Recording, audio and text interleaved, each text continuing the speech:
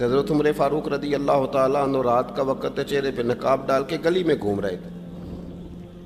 میں بھی گلی میں نکلتا ہوں، آپ بھی نکلتے ہیں، لیکن مقصود یہ ہے کہ ذرا پتہ کریں باہر کی ہوا کیسی ہے۔ مقصود یہ ہے کہ پتہ کریں کہ آج برگر کس دکان کا اچھا ہے، معلومات کریں کہ محلے کی سیاست کس رخ جا رہی ہے۔ وہ بھی نکلتے تھے، لیکن مقصود یہ نہیں تھا۔ مقصد سمجھ گئے تھے نا، وہ اس لیے نکلتے تھے کہ پتہ کروں کوئی دکھی تو نہیں، کوئی تکلیف میں تو نہیں، کوئی آزمائش میں تو نہیں۔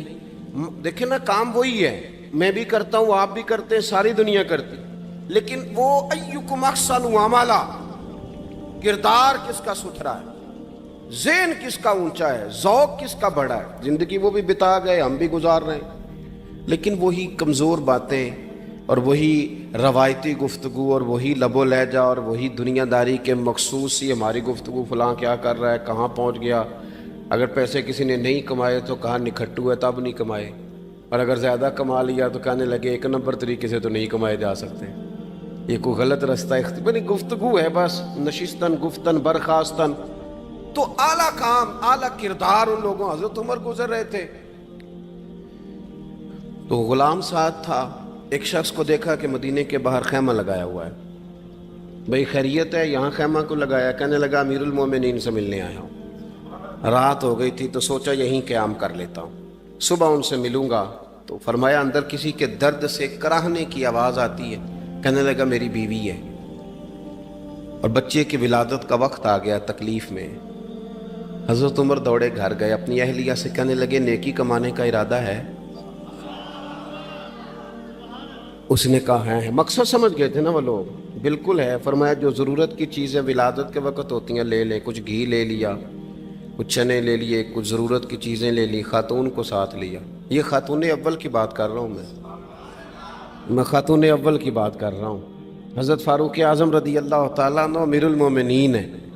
حضرت عمر نے اپنی اہلیہ کو ساتھ لیا، جہاں وہ شخص تھا وہاں آئے، اہلیہ نے حضرت عمر کے ذمہ کام لگایا، آگ جلا لیں، یہ تیل لے لیں، فلاں فلاں چیز گھی میں ڈال لیں، بنانی شروع کر دیں۔ فاروق اعظم نے ہاتھ کے اندر پکڑا ہوا برتن، چمچہ، ڈوئی بھی آخ لی دے، پنجابی ہے نا ہم، تو وہ کام کر رہے ہیں، چلا رہے ہیں، آگ جلا رہے ہیں، خاتون اندر ڈیوٹی کر رہی۔ تو وہ شخص جو تھا نا جس کی بیوی تھی، وہ کہتا میں 2-3 دفعہ کا غلام ادھر آ، فلانی چیز بتا۔ میرے ذہن میں یہ تھا کہ امیر المومنین نے کو بندہ کھڑا کیا آنے جانے والے مسافروں کا خیال کرے۔ میرے ذہن 2-4 دفعہ میں نے اپنے لفظوں میں بات بھی کہہ دی، لیکن جب اندر میرے بچے کی ولادت ہوئی تو اندر سے میری بیوی بولی اور حضرت عمر کی اہلیہ بولی، اور بول کے کہنے لگی امیر المومنین مبارک ہو، آپ کے دوست کو رب نے بیٹا دیا ہے۔ وہ شخص کہتا ہے میں باہر کھڑا تھا، وجود تڑپ گیا، آنکھیں برس پڑی، کبھی نہیں رویا تھا پر کیفیت عجیب بن گئی۔ کوئی تقریر نہیں سنائی، کوئی اعلیٰ شعر نہیں انہوں نے پڑھا، میں نے جوں لے کر ان کے سر سے پاؤں تک دیکھا۔ میں نے کہا یہ وہی شخص ہے جس کا نام لے تو کیسر و کسرا کانپ جاتے ہیں، یہ وہی شخص ہے۔ میں نے جمعے میں کہا تھا کہ روب کپڑوں کا نہیں ہوتا، روب تو دیانتداری کا ہوتا ہے۔ ہاں، بڑا مال کما کے لوگوں نے بنائی ہوتی ہے کار کوٹھی، تو بندے کھڑے ہو کے کہہ دیتے ہیں 2 نمبر طریقے سے آیا ہے، اور 13ویں-14ویں گریڈ کا ملازم ہو تو اس کے سامنے بہت بڑا افسر ڈر رہا ہوتا ہے، یار بندہ دیانتدار ہے، یہ رشوت نہیں لیتا، سفارش نہیں مانتا، یہ میرٹ پہ کام کرتا ہے۔ تو روب تو آپ کی دیانتداری کا ہے، آپ کی سچائی کا ہے۔ اپنی زندگی میں جو لوگ مقصد سمجھ گئے، مقاصد پا گئے، کچھ کر گئے، ہم ذرا الجھ گئے ہیں۔ پہلے اتنا شاندار مکان بناتے ہیں، پھر مرنے کو کس کا دل چاہے؟ اتنی محنت کر کے جو ہے وہ کوٹھی بنائی ہے تو اب چھوڑ کے کون جائے؟ وہ تیار بیٹھے تھے، انہیں نبی کریم نے کہا تھا کن فی الدنیا کانک غریب او عابر السبیل، تم نے مسافروں کی طرح رہنا ہے۔ او میرے بھائی، کبھی دیکھا ہے ایئرپورٹ پہ مسافر لڑتا ہو کہ میں نے یہ جگہ خریدنی ہے؟ اسے پتہ ہے کہ ابھی فلائٹ آنی ہے، میں نے تو چلے جانا ہے۔ ریلوے اسٹیشن پہ جو جگہ ہوتی ہے وہ خریدنے کے لیے لوگ رٹا نہیں ڈالتے، انہیں پتہ ہے پہلی ٹرین سے چلے جانا ہے۔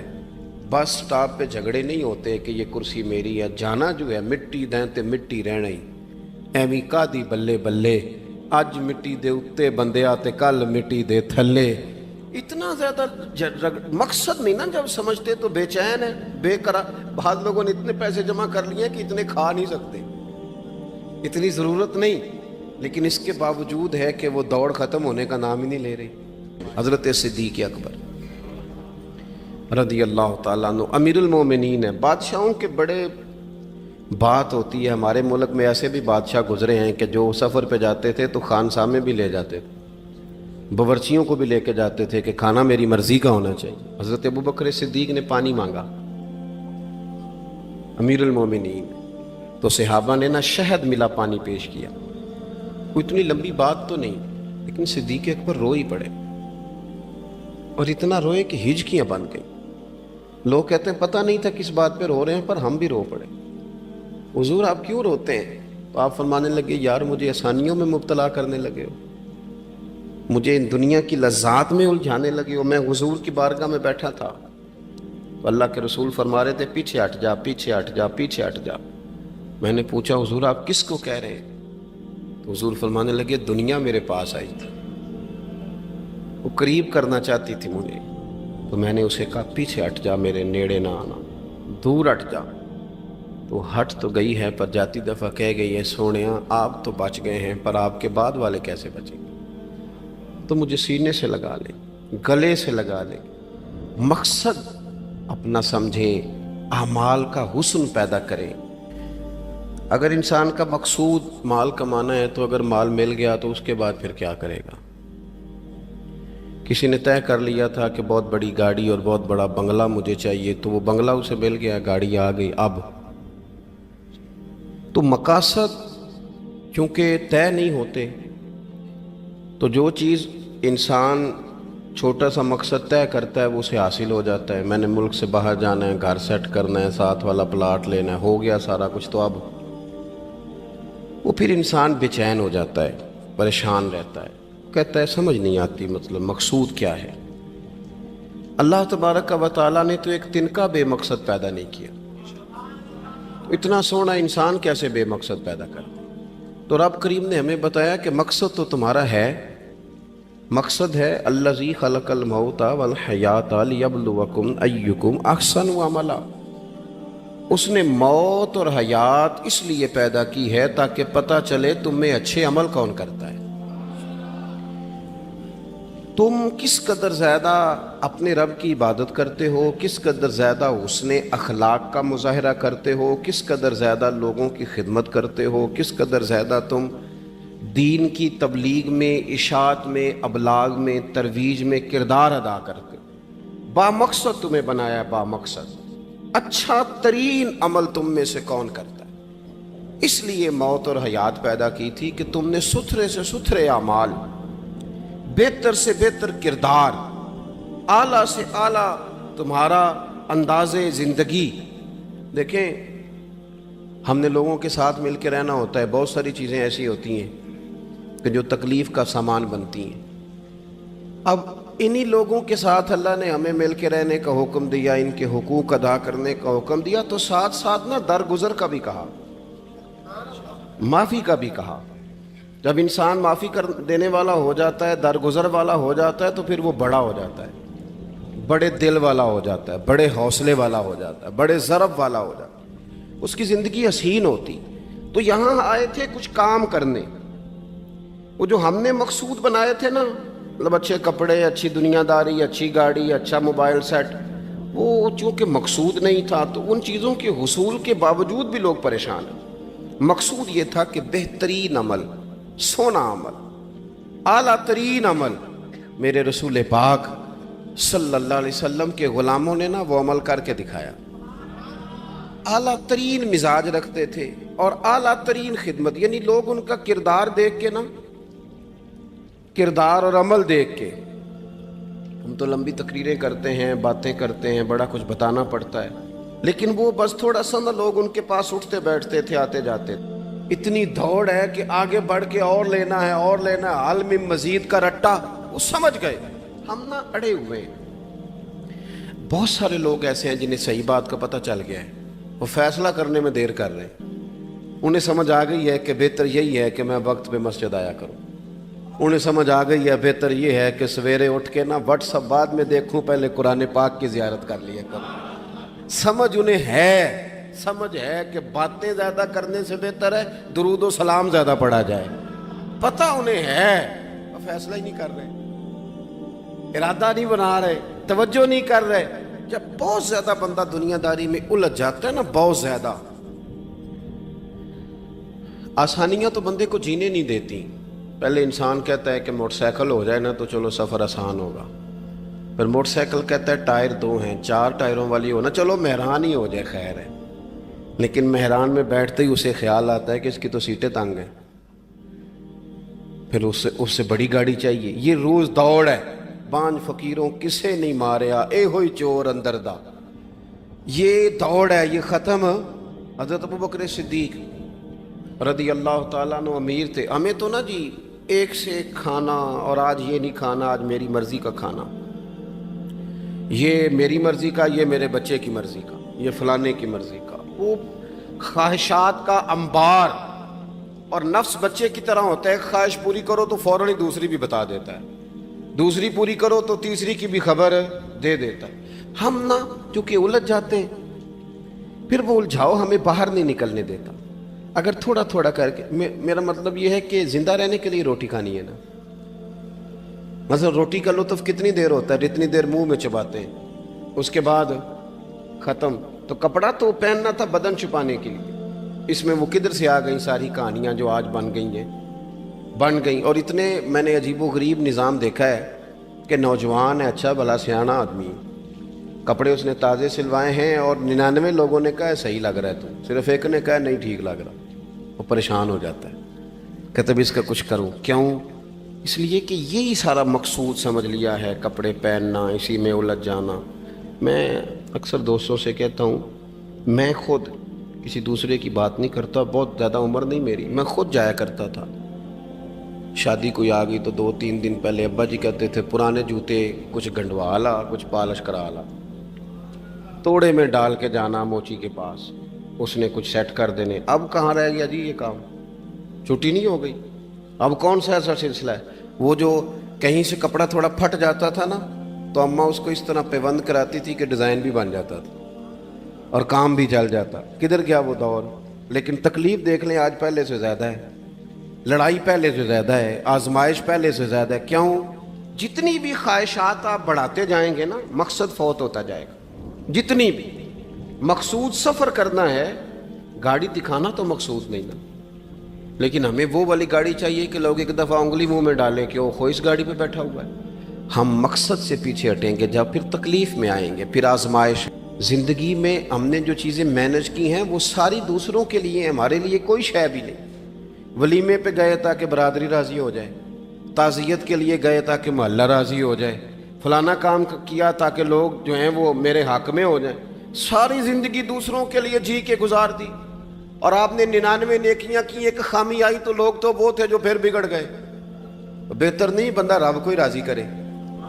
واللہ ورسولہ احق ان یرضوا، اللہ اور اس کے رسول کا زیادہ حق ہے کہ انہیں راضی کیا جائے، ان کا زیادہ حق۔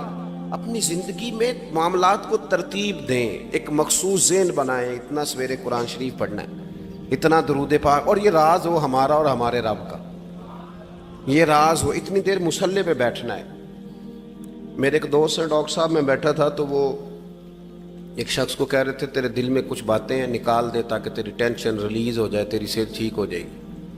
تو بندہ کہہ رہا تھا اچھا ٹھیک ہے ڈاکٹر صاحب۔ تو میں نے کہا کہ اگر آپ اجازت دیں تو ایک بات میں بھی کر لوں؟ انہوں نے کہا آپ بھی کر لیں۔ تو میں نے کہا ڈاکٹر صاحب کچھ دکھ بڑے ذاتی اور نجی ہوتے ہیں، بندہ کسی کے سامنے کہہ ہی نہیں سکتا، بڑے ذاتی قسم کے ہوتے ہیں، وہ آپ کسی کے سامنے جتنا مرضی کوئی قریبی ہو، وہ بندے کی اپنی اندر کی کچھ ایسی تکلیفیں ہوتی ہیں اندر کی، آزم گنڈاں دے وچ گنڈاں 10 کیڑی کھولا، بڑے مسئلے ہوتے ہیں، آپ کیسے بیان کر سکتے ہیں، سوال ہی نہیں پیدا ہوتا۔ تو کہنے لگا پیر صاحب حال تو ہوگا نا؟ میں نے کہا بالکل ہے، ہمیں ہمارے دین نے دعا سکھائی ہے، جو کسی سے نہیں کہہ سکتے وہ اپنے رب سے کہہ دو، اللہ کے حضور عرض کر دو، کشکول طلب دراز کر کے کہہ دو مالک یہاں پریشان ہوں، وہ بڑا کریم ہے، عطا بھی کرے گا اور پردہ پوشی بھی فرمائے گا۔ اپنے اللہ کے ساتھ اپنا تعلق مضبوط کریں، اپنی زندگی میں حسن اعمال کا پیدا کریں، اعمال کا، کہانیوں کا نہیں، باتوں کا نہیں، تصویروں کا نہیں، نئی سے نئی پکچر کا نہیں، اعمال کا، اور خوبصورت ترین طریقہ ہو۔ دیکھیں نا، مشکل سے بھی تو نماز پڑھنی ہے نا، سویرے ابا بڑے غصے میں تھے تو پھر مجھے اٹھنا ہی پڑا، تو اس طرح بھی تو پڑھنی ہے۔ تو اگر بندہ ذوق سے اٹھے اور ذرا سونا کر کے وضو کرے اور ذرا صحیح کر کے مصلی بچھائے اور سجدہ کرے تو ذرا ذوق سے کرے، مجھے سوز دے، مجھے ساز دے، مجھے نیم شب کا نیاز دے، دم سجدہ خود کو میں توڑ دوں، مجھے ایسا ذوق نماز دے۔ اس ذوق کے ساتھ آگے بڑھے۔ مقاصد جب بندہ سمجھ جاتا ہے نا، مقاصد، پھر اس کے لیے آسانی ہوتی ہے۔ میں نے عرض کیا تھا زیادہ باتیں نہیں کرنی، مقصود تو ایک پیغام دینا ہے۔ اب ہم نے جانے والوں کے لیے کیا کرنا ہے؟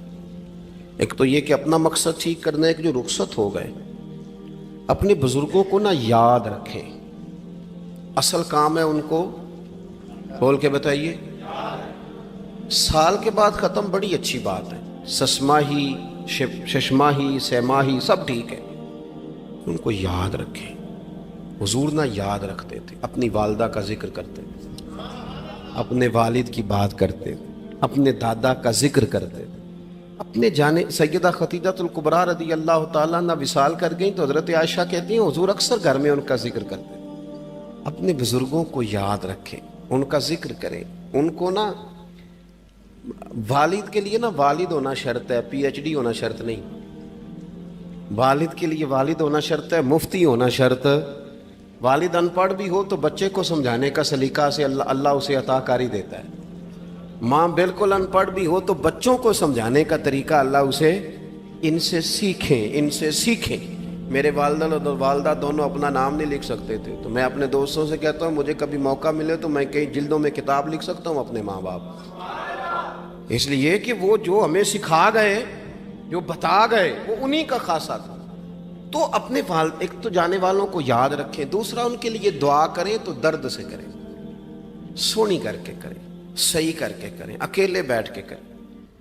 دعا کا سب سے زیادہ تعلق آپ کے دل کی آواز کے ساتھ ہوتا ہے، اور جس طرز میں حضور نے ہمیں حدیث سکھائی ہے نا، اس رنگ میں کبھی آپ حدیث کو سیکھیں، سمجھے نا۔ حضور فرماتے ہیں جس طرح دریا میں ڈوبنے والا سہارا تلاش کرتا، دریا میں اسے کتنی کو جلدی ہوتی ہے، غوطے لگ رہے ہوتے ہیں، وہ اس طرح کا نہیں ہوتا کہ میں عصر کی نماز کے بعد پھر آؤں گا تجھے نکالنے، اس طرح تو نہیں نہ ہوتا۔ دریا میں ڈوبنے والا جس طرح کشتی سہارا تلاش کرتا ہے، حضور فرماتے ہیں اس طرح قبر میں جانے والا دعاؤں کا انتظار کرتا ہے۔ آپ نے دیر کر دی دعا مانگنے میں، ختم دلانے میں دیر کر دی، کت صبح و شام ہمہ وقت دعا۔ ابھی آپ آیتیں سن رہے تھے سورہ ابراہیم کی، اللہ نے نماز میں رکھ دی، ربنا اغفر لی وَلِوَالِدَيَّ وَلِلْمُؤْمِنِينَ يَوْمَ يَقُومُ الْحِسَابُ۔ ایک تو انہیں یاد رکھیں، خوب دعا کریں، اور دوسرا کوشش کریں کہ وہ جو نیکیاں کرتے تھے وہ نیکیاں بھی جاری رہیں، جن لوگوں سے ان کا اچھا تعلق تھا وہ تعلق بھی قائم رہے۔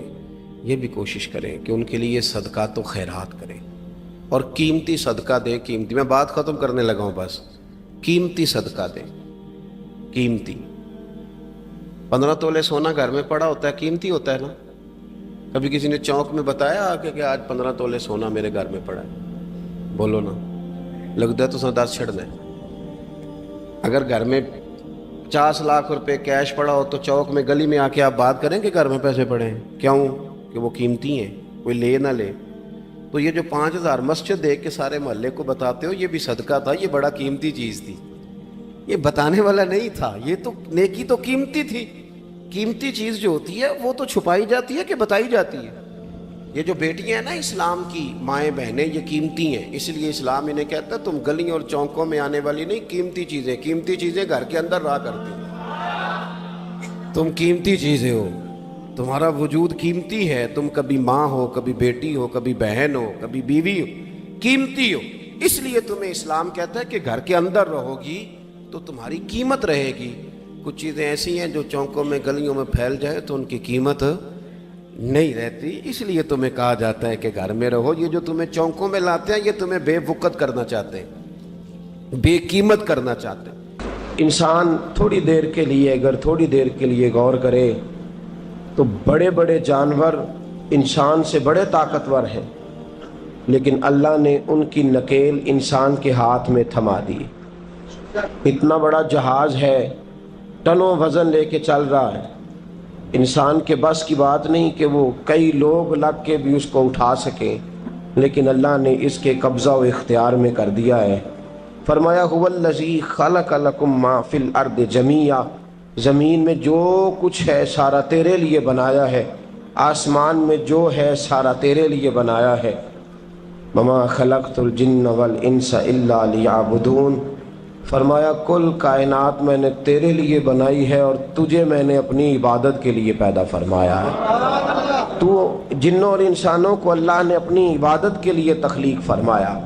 مقصد زندگی، مقصد تخلیق، دنیا میں آنے کا مقصد اولین اور مقصد آخری اللہ کی عبادت، اللہ کی معرفت، اللہ کی طرف توجہ، اللہ کی طرف رجوع، یہی ایک مقصد تھا انسان کے آنے کا۔ اسی کو قرآن نے بیان کیا تھا۔ اپنے اپنے مقاصد، درود شریف پڑھنے والوں بلند صلاۃ و سلام علیک یا سید یا رسول اللہ۔ اپنے اپنے مقاصد، اپنے اپنے معاملات کو ہم نے ترتیب دے لیا ہے۔ صبح سے شام تک کے معاملات سارے کے سارے ہمارے ذاتی، نجی اور ہمارے اپنے بنائے ہوئے مقاصد کے تحت گزر رہے ہیں، حالانکہ رب کریم نے فرمایا کہ انسان میں نے تجھے اپنی عبادت کے لیے بنایا ہے، اپنے لیے تجھے بنایا ہے، تو میری بارگاہ میں سجدہ ریز ہو، تو میری بارگاہ کی طرف توجہ کرے، تو میرے لیے تسبیح پڑھے، تو تحلیل کے جملے بولے، تو تکبیر کہے، تو میرے محبوب پہ نازل ہونے والے قرآن کی تلاوت کرے۔ تجھے تو اس لیے بنایا تھا۔ عبادت کا معنی یاد رکھیے گا، عبادت کا معنی فقط نماز پڑھنا نہیں، عبادت کا معنی صرف نماز پڑھنا نہیں، نماز عبادت کا ایک جز ہے، نماز عبادت کا ایک حصہ ہے۔ عبادت نماز پڑھنے کا نام نہیں، عبادت روزہ رکھنے کا نام نہیں، عبادت صرف اور صرف حج کرنے کا نام نہیں، فقط ذکر فکر کرنا عبادت نہیں، بلکہ اللہ کا حکم ماننے کا نام عبادت ہے۔ خدا رسول کی بات ماننے کا نام عبادت ہے۔ جہاں جانے کا خدا حکم دے وہاں چلے جاؤ، یہ عبادت ہے۔ جہاں جانے سے منع کر دے وہاں کبھی نہ جاؤ، یہ عبادت ہے۔ اگر نماز پڑھنے کا نام ہی عبادت ہوتا تو پھر فجر کی فجر کے وقت کیوں پڑھنی پڑتی، پھر ظہر میں ہی کیوں فرض ہوتی، پھر عصر کا وقت مغرب میں جا کے کیوں نہ شروع کیا جاتا، پھر انسان کی مرضی تھی جب پڑھ لیتا۔ فرمایا نہیں، عبادت میری ہے، اصل میری اطاعت ہے۔ میں جب کہوں کہ یہ فجر کا وقت ہے تو تجھے فجر مان کے پڑھنا، جب کہوں ظہر کا وقت ہے تو ظہر مان کے۔ ہم نے عبادت کو مخصوص کر دیا، مسجد میں چلے جانا، نفل پڑھ لینا، کچھ دیر قرآن شریف پڑھ لینا، کچھ دیر اللہ کی عبادت کر لینا، کچھ دیر ذکر اذکار کر لینا، اس کا نام عبادت ہے۔ اور باہر نکل کے بے شک جھوٹ بولے، باہر نکل کے بے شک غیبت کرے، باہر نکلے اور کم تولے، باہر نکلے اور اپنی من مرضی کرے، تو یہ عبادت نہیں۔ اس لیے کہ ہم اس خدا کے ماننے والے ہیں جو صرف مسجد میں نہیں ہوتا، بلکہ جلوہ تیری ذات کا کو بکو ہے، میں جدھر دیکھتا ہوں ادھر تو ہی تو ہے۔ ہمارا خدا صرف مسجد میں نہیں ہے، اللہ ہر جگہ ہے۔ جے میں تینوں اندر جانا پھر مقید جانا، جے میں تینوں باہر سمجھا اندر کون سمانا، اندر بھی تویں باہر بھی تویں وچ بلا کون نمانا۔ اصل بات یہ ہے کہ جب خدا ہر جگہ ہے تو اللہ تبارک و تعالیٰ کا حکم ہر جگہ ماننا ہے، ہر جگہ اطاعت کرنی ہے، ہر لحاظ سے۔ رب کی بات ماننے کا نام عبادت ہے، اللہ کی، اس کے رسول الپاک صلی اللہ علیہ وسلم کی بات ماننے کا نام، توجہ ہے آپ کی میری بات پہ؟ عبادت کا مفہوم سمجھیے گا، عبادت کا مفہوم سمجھیے گا۔ ہمارا وہ دین نہیں جو پنڈتوں، جوگیوں، راہبوں کا مذہب ہے کہ جنگلوں میں نکل جاؤ، تسبیح لے لو، میں کھٹکتا ہوں دل عالم میں کانٹے کی طرح اور تو فقط اللہ اللہ اللہ، یہ مذہب نہیں۔ ہمارا دین کہتا ہے مسجد میں بیٹھ کے جو ذکر کرے گا اسے بھی ثواب ملے گا، اور جو محنت کر کے کما کے بچوں کو کھلائے گا اسے بھی ثواب ملے گا۔ ہمارا دین یہ کہتا ہے جو مسجد میں بیٹھ کے قرآن پڑھے گا اسے بھی ثواب ملے گا، اور جو گلی میں پڑا ہوا کانٹا اٹھا دے گا اسے بھی اللہ اجر عطا فرمائے گا۔ اللہ کا حکم ماننا، اللہ کا حکم ماننے کا نام عبادت۔ محمود غزنوی کے پاس ہیرا ہے، محمود غزنوی کے بڑے غلام تھے تو ایک بڑا پیارا تھا اسے، آپ جانتے ہیں اس کا نام کیا تھا؟ ایاز محمود غزنوی کو بڑا تو حسد شروع ہو جاتا ہے ہر جگہ، اللہ ماشاءاللہ، لوگ کہنے لگے بادشاہ ہر وقت اسی کو پیار کرتا رہتا ہے، ہر وقت اسی کی طرف توجہ کرتا رہتا ہے۔ بادشاہ نے ایک دن آزمانا چاہا، اتنا ہیرا تھا، موٹا ہیرا بادشاہ کے پاس۔ بادشاہ نے ایک وزیر صاحب کو بلایا، کہا یہ اینٹ پکڑو، ہیرے پہ مارو، اسے توڑ دو۔ کہنے لگا بادشاہ بات تیری ٹھیک ہے پر بڑا قیمتی ہیرا ہے، کیوں تڑوا رہے ہیں آپ؟ مال خزانہ میں رکھ دیں، کام آئے گا، کسی نہ کسی جگہ پہ استعمال ہو جائے گا، آپ کیوں اس کو تڑوانے کی ضد کر رہے ہیں؟ بادشاہ سلامت نے کہا اچھا تم نے ٹھیک مشورہ دیا، میں ہی جذبات میں آ گیا تھا۔ ایک دوسرے آدمی کو بلایا، اس کو کہا یہ ہیرا توڑنا ہے۔ اس نے کہا بادشاہ مجھے لگتا ہے پوری دنیا میں اتنا موٹا ہیرا تیرے پاس ہے، کسی اور کے پاس نہیں ہوگا، یہ توڑنے کی چیز نہیں تجوری میں سنبھالنے کی چیز ہے، اسے سنبھال کے رکھ۔ تیسرے کو بلایا، چوتھے کو بلایا، جس کو بھی بلاتا رہا وہ بادشاہ کو سمجھاتا رہا، جس کو بلایا بادشاہ کو سمجھایا۔ ایاز کی باری آئی، کہا ایاز ادھر آ، توجہ ہے آپ کی؟ ایاز ادھر آ، یہ ہیرا تو توڑ دے۔ اس نے اینٹ پکڑی، زور سے ماری، ہیرا توڑ دیا۔ بادشاہ کہنے لگا بڑا بیوقوف ہے بھئی تو، یہ سارے میرے خیر خواہ تھے، مجھے سمجھاتے رہے اور تو نے خیال ہی نہیں کیا، میں بیوقوف تھا تو تو بھی ساتھ ہو گیا، توڑ ہی دیا۔ کہنے لگا بادشاہ غلطی ہو گئی، مجھ سے غلطی ہو گئی، مجھے نہیں توڑنا چاہیے۔ اس نے کہا اچھا چل چھوڑ، ایک بات بتا، تیرے سامنے جو سب مجھے مشورے دے رہے تھے تو نے کیوں نہیں دیا؟ میں نے تجھے کہا توڑ دے، کیا لفظ ایاز نے کہے، کمال کر دی۔ کہنے لگا بادشاہ میرے دل میں خیال آیا ہیرا ٹوٹتا ہے تو ٹوٹ جائے، میرے بادشاہ کا حکم نہیں ٹوٹنا چاہیے، یہ ٹوٹتا ہے تو ٹوٹ جائے، یہ کرچی کرچی ہوتا ہے تو ہو جائے، خزانہ خالی ہوتا ہے تو ہو جائے، لیکن میرے مالک کا حکم نہیں ٹوٹنا چاہیے۔ بادشاہ میں ہر چیز توڑ دوں گا پر میں تیرا حکم نہیں توڑ سکتا۔ بس دوستو یہی عبادت ہے، بلا مثال و بلا تشبیہ بات سمجھیے گا۔ جس نے خدا کا حکم توڑ دیا اس نے عبادت نہیں کی، اور جس نے خدا کا حکم اچھا آؤ نماز کے لیے، دکان کا وقت ہے، گاہک بھی زیادہ آ گئے ہیں، رش پڑ گیا ہے، اب تھوڑا وقت مشکل ہو جائے گا، ذرا تھوڑی دیر میں پڑھ لوں گا۔ ہیرا ٹوٹتا ہے تو ٹوٹ جائے، گاہک آنے کا سلسلہ ٹوٹتا ہے تو ٹوٹ جائے، روزی آنے کا سلسلہ ٹوٹتا ہے تو ٹوٹ جائے، مسلمانوں خدا کا حکم نہیں ٹوٹنا چاہیے، رسول اللہ کا فرمان نہیں ٹوٹنا چاہیے۔ میرے رسول پاک صلی اللہ تعالی علیہ وسلم کا اقبال نے کیا کہا؟ کہنے لگا اے طائر لاہوتی، اس رزق سے موت اچھی جس رزق سے آتی ہو پرواز میں کوتاہی۔ کہا خدا کا حکم نہ توڑ بیٹھنا، اور عبادت بھی جس کو اللہ کہہ دے وہ عبادت ہے۔ ایک بندہ زوال کے وقت نماز پڑھنے کھڑا ہو جائے تو ہو جائے گی، کیوں؟ نماز نہیں پڑھ رہا؟ اچھا میں آپ کو روایت سناتا ہوں، شیر خدا مولا کائنات حضرت علی المرتضیٰ رضی اللہ تعالیٰ عنہ فرماتے ہیں رسول پاک صلی اللہ علیہ وسلم نے ہمیں منع فرمایا جب عید الفطر کا دن ہو یا عید الاضحیٰ کا دن ہو تو تم نے کیا کرنا ہے؟ فجر کی نماز پڑھنی ہے، اس کے بعد اشراق چاشت نہیں پڑھنی، فجر سے لے کر عید کی نماز تک درمیان میں کوئی نماز نہ پڑھنا۔ جب عید کی نماز ہو چکے پھر تمہیں اجازت ہے جتنے مرضی نفل پڑھو، لیکن فجر سے لے کر عید تک تم کوئی اور نماز نفل درمیان میں نہ پڑھنا۔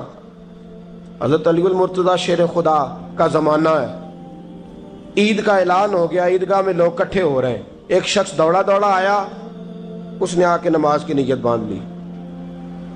توجہ ہے آپ کی؟ میں نے کہا عبادت ہے خدا کا حکم ماننے کا نام۔ حضرت علی رضی اللہ تعالیٰ عنہ نے نماز کے بعد اس شخص کو بلایا، فرمایا ادھر آ، تجھے نہیں پتا کہ جب تک عید کی نماز نہیں ہوتی کوئی اور نفل نہیں پڑھیں گے؟ کہنے لگا جی میں نے نماز ہی پڑھی ہے، کوئی جرم کیا ہے؟ نماز پڑھی ہے نا میں نے، سجدہ کیا ہے، کچھ جرم ہے؟ حضرت علی نے تلوار نکال لی، فرمایا جو مصطفیٰ کی سنت توڑ کے نفل بھی پڑھے گا میں اس کا بھی سر قلم کر دوں گا، جو رسول پاک کے حکم کے خلاف عبادت بھی کرے گا اس کو بھی قتل کر دیا جائے گا، توبہ کر۔ یاد رکھیے گا عبادت خدا رسول کی بات ماننے کا نام ہے۔ آپ سویرے 8 بجے اٹھ کے کھڑے ہو جائیں کہ میں نے تو فجر پڑھنی ہے، فجر کا وقت 8 بجے نہیں ہوتا، وہ گزر گئی 4 بجے، 4:15 بجے ہو چکا۔ ایک شخص شام 7 بجے کھڑا ہو جائے کہے جی میں تو ظہر کی نماز 7 بجے پڑھا کروں گا، یہ کیسے ممکن ہے؟ اس کا وقت تو 2 بجے کے راؤنڈ اباؤٹ ہے، تجھے اسی وقت ادا کرنی۔ یاد رکھیے گا عزیز ساتھیو، عبادت اللہ کا حکم ماننے کا نام ہے، لیکن عبادت کی بہت بڑی جو ایک رکن ہے، عبادت کا بہت بڑا جو ایک جز ہے وہ نماز پڑھنا، بہت بڑا جز۔ حضرت محمد بن ابی بکر حضرت صدیق اکبر کے صاحبزادے رضی اللہ تعالیٰ عنہ کیا فرماتے ہیں؟ فرماتے ہیں مسلمانوں بڑے نصیبوں والے ہو، بڑے نصیبوں والے ہو، تمہیں تو اللہ کی بارگاہ میں جانے کے لیے اجازت ہی نہیں لینی پڑتی، اللہ نے تمہارے لیے دروازہ ہی کھول دیا ہے، جب دل کیا وضو کیا نماز کی نیت باندھی اللہ کے دروازے کھل گئے، اور بغیر کسی ترجمان کے تم نے اپنے رب سے بات کرنی شروع کر دی۔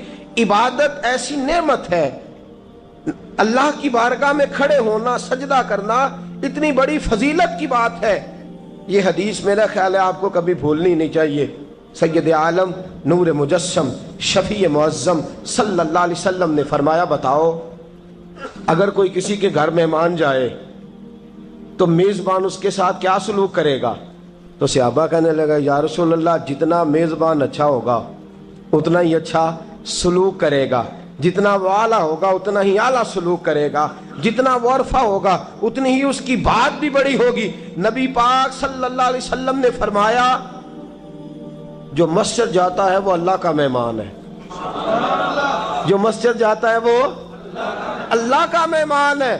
فرمایا میزبان کے ذمے ہے کہ مہمان کے اوپر رحمت کرے، کرم کرے۔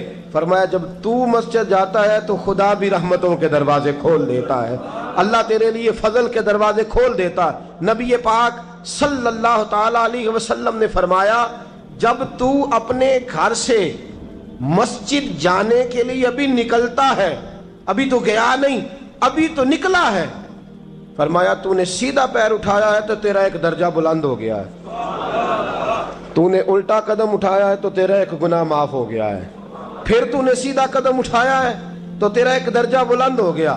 اپنی اپنی طبیعت ہے نا۔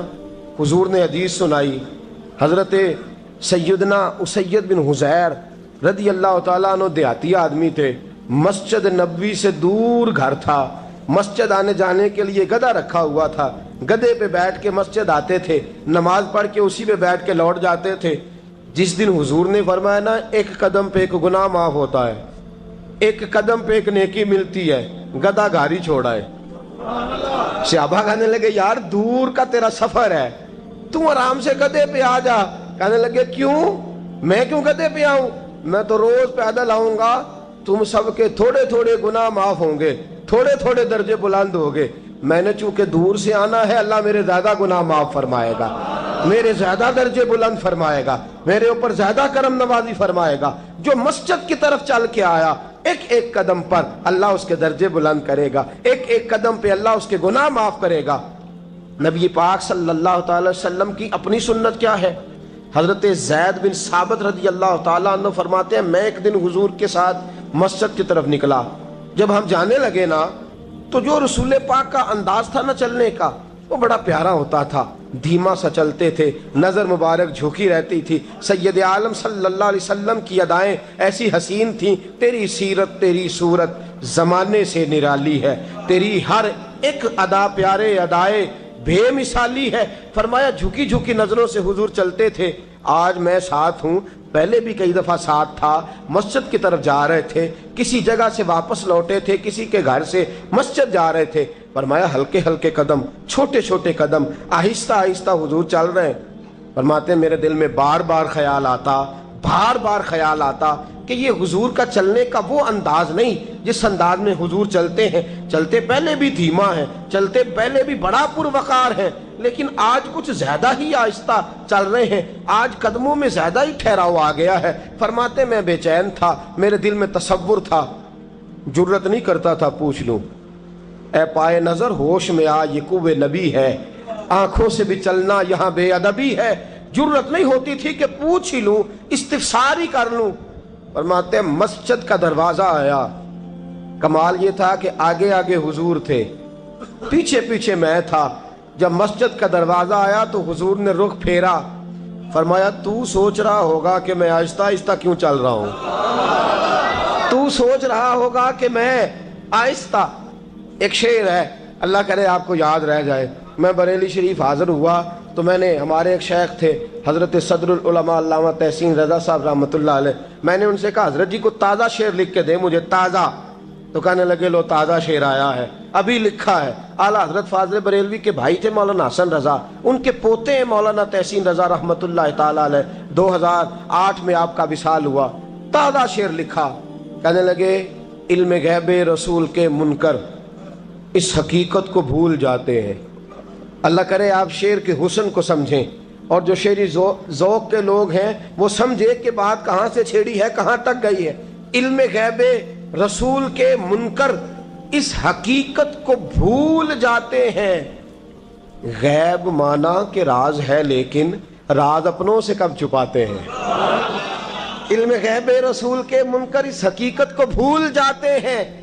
غیب مانا کہ راز ہے لیکن راز اپنوں سے کب چھپاتے ہیں. حضرت زید بن ثابت رضی اللہ تعالیٰ عنہ فرماتے رخ پھیرا اور حضور نے فرمایا تو سوچ رہا ہوگا کہ سونے آج بڑے دھیمے دھیمے قدم چل رہے ہیں، بڑا آہستہ آہستہ قدم اٹھا رہے ہیں. حضور نے فرمایا جو مسجد کی طرف چل کے جاتا ہے اللہ کی رحمت آگے بڑھ کے اس کا استقبال کرتی ہے. اور فرمایا جتنے قدم زیادہ ہوتے ہیں اتنے درجے بھی زیادہ بلند ہوتے ہیں. میں اس لیے آہستہ آہستہ آیا ہوں کہ اللہ میرے زیادہ درجے بلند فرما دے. اس لیے آیا ہوں کہ زیادہ درجے. مسجد میں اس لیے آہستہ. عبادت کی فضیلت دیکھیں، گھر سے بندہ چلے، ابھی پتہ نہیں مسجد میں وضو کرنا ہے اس نے، ابھی پتہ نہیں 2 رکعتیں پڑھے گا کہ 4 پڑھے گا.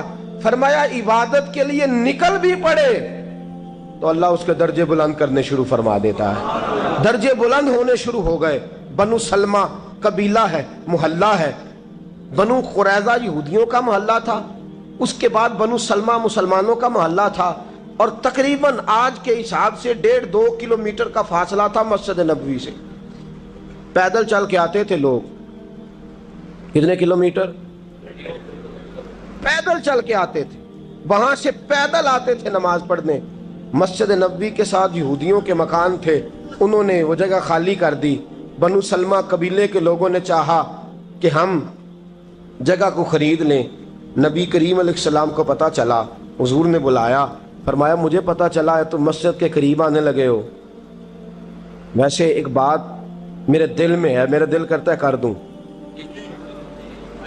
صحابہ مسجد کے قریب رہنا پسند کرتے تھے، اور آج کل جی اے مولوی سون نہیں دیں دے. یقین کریں مسجد کے دائیں بائیں آگے پیچھے جو گھرانے ہوتے ہیں وہ کہتے ہیں جی ہم بڑے پریشان ہیں، یہ تو ہمیں سونے نہیں دیتے. صحابہ قریب رہنا. آپ دیکھیں نا، نبی کریم علیہ السلام کا گھر دروازہ مسجد میں کھلتا ہے، حضرت صدیق اکبر کا گھر دروازہ مسجد میں کھلتا ہے، سیدہ فاطمہ جناب علی کا آستانہ دروازہ مسجد میں کھلتا ہے. صحابہ مسجد کے قریب رہنا پسند کرتے تھے. بنو سلمہ قبیلے کے لوگوں نے چاہا ہم بھی قریب آ جائیں. حضور نے بلایا، فرمایا مجھے پتہ چلا ہے تم مسجد کے قریب آنا چاہتے ہو. یا رسول اللہ دور سے چل کے آنا پڑتا ہے، ارادہ ہے قریب آ جائیں. حضور نے فرمایا دور ہی رہو، تم اس طرح کرو دور ہی رہو. کہا یا رسول اللہ کیا مطلب؟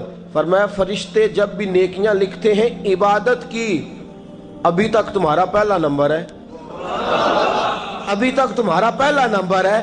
یا رسول اللہ کیا مطلب؟ فرمایا اس لیے کہ تم دور سے چل کے آتے ہو تو اللہ تمہیں زیادہ اجر عطا فرماتا ہے. آخر دعوانا ان الحمد للہ رب